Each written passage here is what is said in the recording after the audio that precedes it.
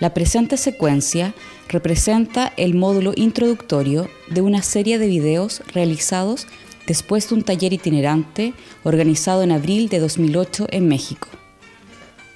Fue una oportunidad para reflexionar colectivamente sobre el tema de la gestión local de los recursos naturales, en la cual participaron expertos de diversas disciplinas, provenientes de diferentes países.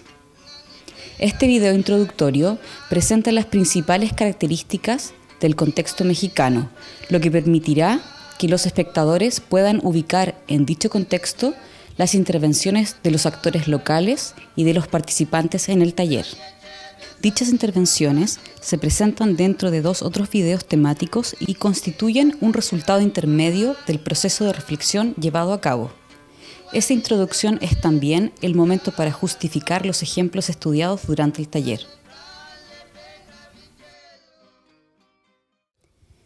México es una república federal compuesta por 31 estados y un distrito federal.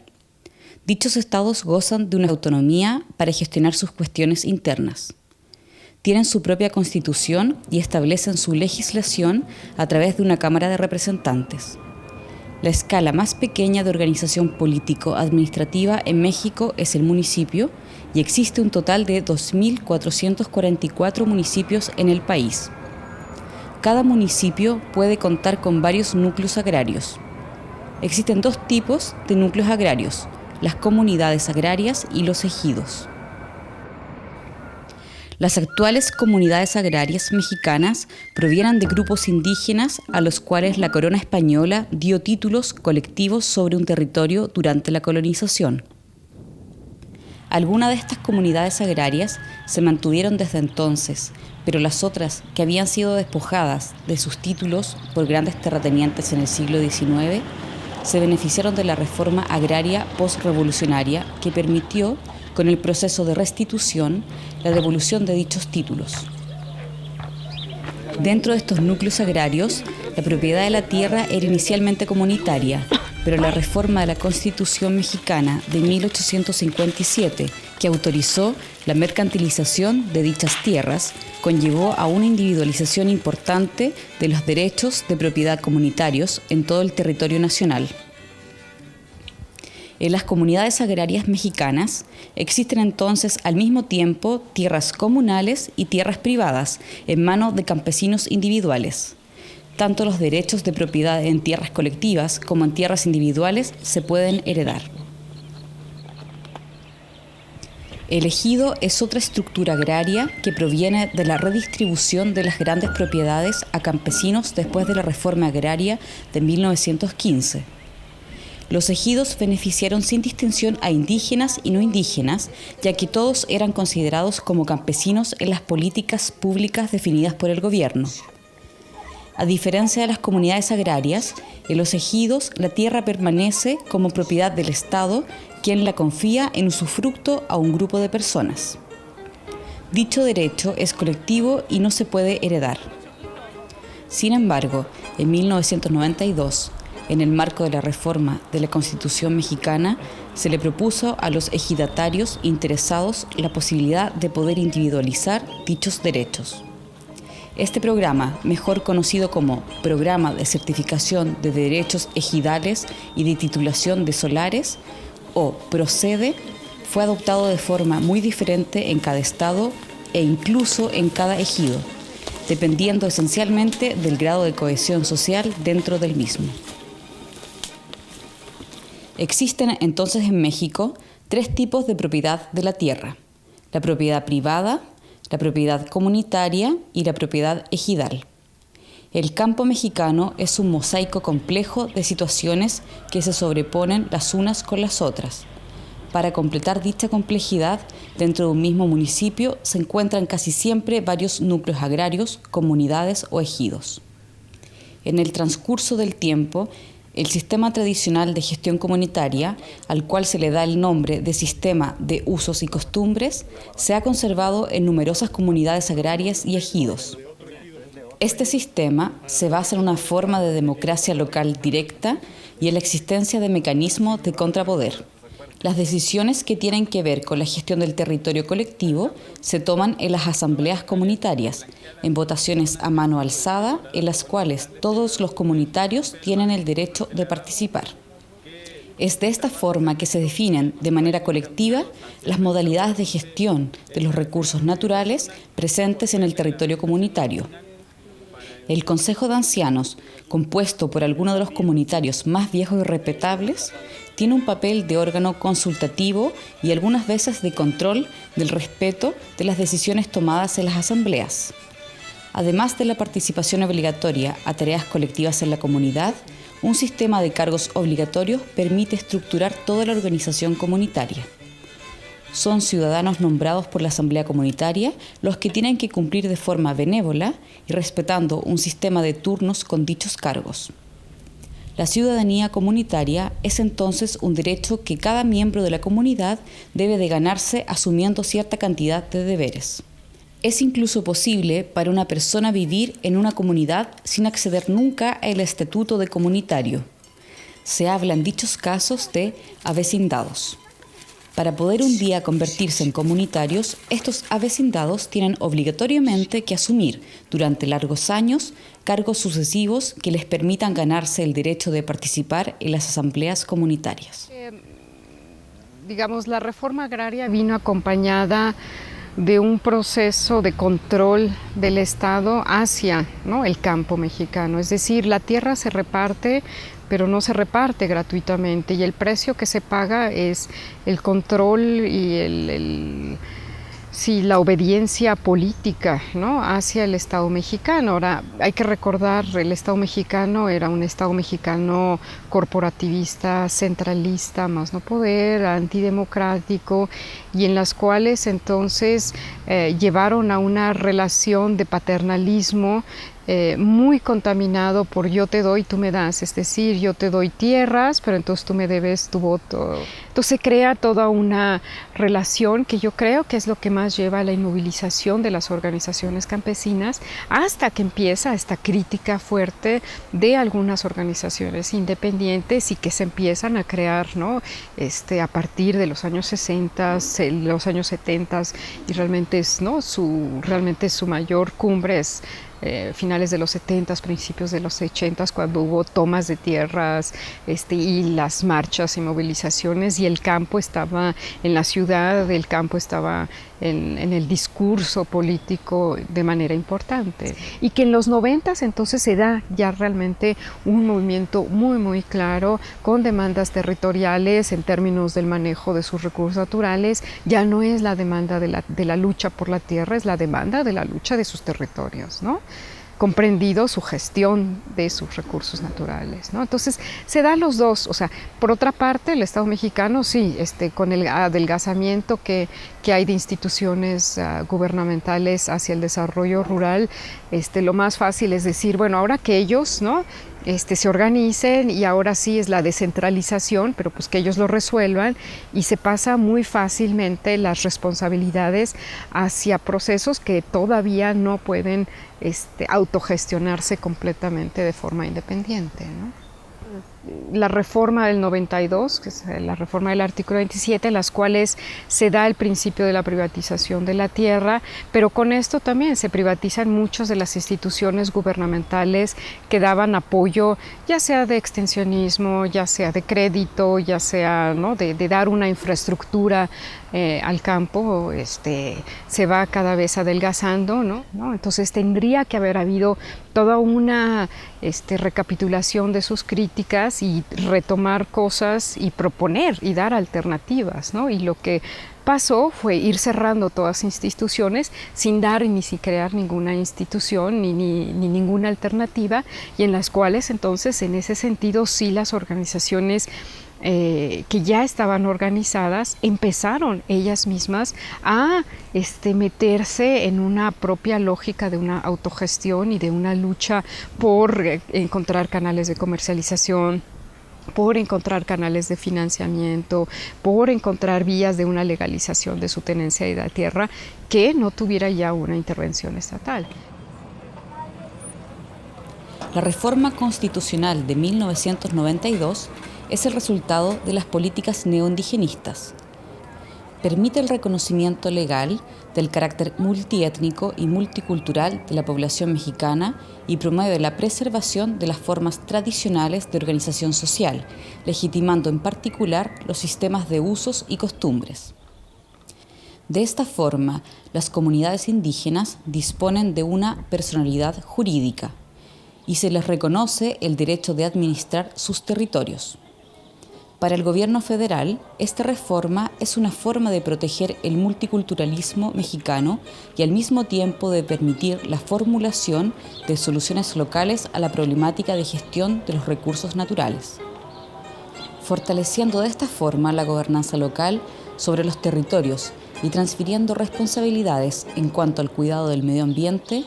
El gobierno mexicano puede disminuir sus niveles de intervención directa, lo que corresponde a su elección de alinearse sobre un modelo neoliberal. Al mismo tiempo, entra en una lógica de desarrollo sostenible, que tiene como objetivo favorecer el empoderamiento de las poblaciones más marginalizadas. Dichas elecciones políticas justifican la importancia del involucramiento de las comunidades agrarias y la aparición, localmente, de un gran número de acuerdos y normas consensuadas colectivamente, con el fin de regular la gestión de los recursos naturales presentes en el territorio comunitario. La riqueza, la complejidad y la historia de estos acuerdos explican la elección de Acter en cuanto a la organización de este taller itinerante sobre las modalidades de gestión local de los recursos naturales en México. 2 estados vecinos en el sur de México llamaron la atención de los organizadores: Guerrero y Oaxaca. Son 2 de los estados más pobres y más secos de la República Federal. Mayoritariamente rurales, ambos cuentan con una fuerte proporción de población indígena. Por lo tanto, el reconocimiento efectivo y la aplicación de los derechos de las comunidades por el Estado son muy diferentes entre Guerrero y Oaxaca. Desde este punto de vista, el Estado de Guerrero solo aplica las leyes federales, las cuales, sin acción estatal voluntarista de apoyo a las comunidades rurales, llevan rápidamente hasta un déficit en términos de gestión territorial, porque las comunidades no son suficientemente organizadas o no tienen los recursos para encargarse solas de esta. Pero en Guerrero, algunas comunidades lograron empoderarse de este rol de administradores, en particular gracias a apoyos exteriores importantes por parte de ONG. Desde el punto legal, el Estado de Oaxaca, pionero en la defensa de los derechos indígenas a nivel nacional, profundiza el proceso de transferencia de competencias hacia las comunidades. Reformada en 1995, la Constitución oaxaqueña reconoce oficialmente el sistema de usos y costumbres, el cual se basa principalmente sobre el voto a mano alzada y la rotación de los cargos entre los miembros de la comunidad. Este sistema puede ser preferido al sistema de los partidos políticos, de manera libre por cualquier municipalidad. Además, según esta Constitución, las comunidades tienen que disponer del pleno derecho a sus territorios y a sus recursos. También tienen que participar a la formulación de los proyectos de desarrollo quienes les conciernen. Reconocidas y apoyadas de esta forma por el Estado en la gestión de sus territorios, las comunidades rurales de Oaxaca adquirieron paulatinamente los recursos necesarios para organizarse en fin de asumir esta función. 28,5% de las tierras oaxaqueñas son de propiedad privada, 44% de propiedad comunitaria y 27% de propiedad ejidal. En adición, más de 20% de las municipalidades mexicanas se ubican en el estado de Oaxaca, el cual representa solamente 5% del territorio mexicano. A nivel nacional, 37% de las tierras están bajo el régimen de la propiedad privada, 43% bajo el régimen ejidal y solamente 9% son comunitarias. 3 ejemplos de intervenciones comunitarias sobre la gestión del territorio fueron identificados para alimentar la reflexión de los participantes del taller itinerante. 1 en Guerrero y 2 en Oaxaca.